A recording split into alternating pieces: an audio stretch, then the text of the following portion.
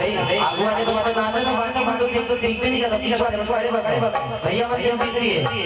भगवान के दरबार में पहुंचे हो विवाह में उपस्थित हो बिल्कुल नाच रहे हैं क्या बोला है टुरु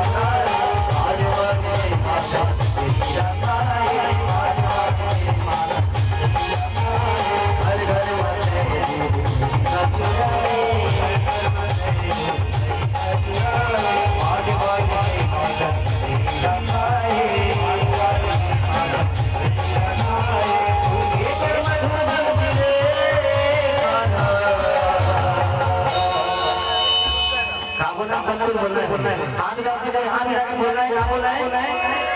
चलो देख बोला